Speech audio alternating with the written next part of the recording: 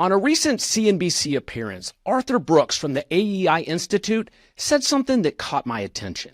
He said, quote, "We've gotten into what we call a dark triad paragon. It's a combination of narcissism, Machiavellianism, and psychopathy. Political parties are dominated by these activists, and activists tend to be dark triads. We've gotten into this really bad bullying paradigm." Mr. Brooks was using the dark triad framework to really shape how political discord in this country is being manipulated.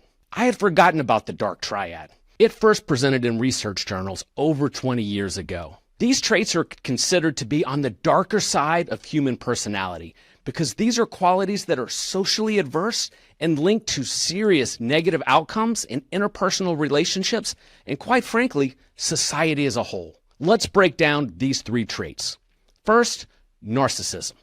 This trait is characterized by grandiosity, pride, egotism, and a lack of empathy. Individuals high in narcissism can have an inflated sense of their own importance and a deep, excessive need for attention, admiration, and a disregard for others' feelings.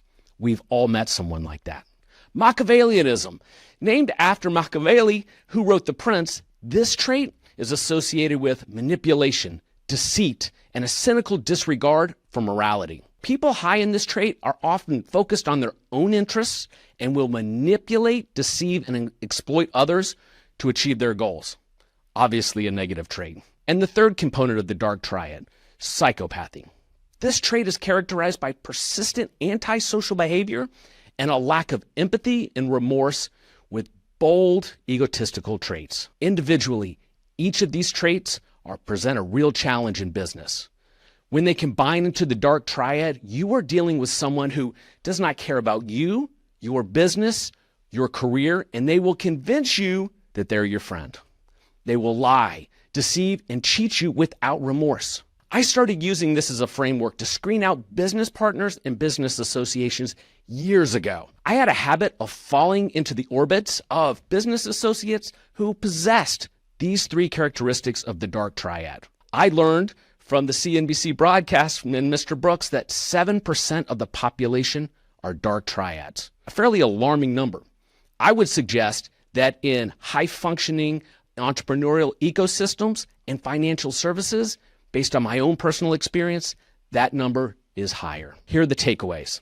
If you find yourself in a situation where you are working for a dark triad, make sure you understand what you're dealing with and set your expectations accordingly. If you have a business partner who is a dark triad, know that they will not change. You have to make the change once you identify this. And obviously, make sure you choose your business partners wisely. I hope you enjoyed this Saturday Note.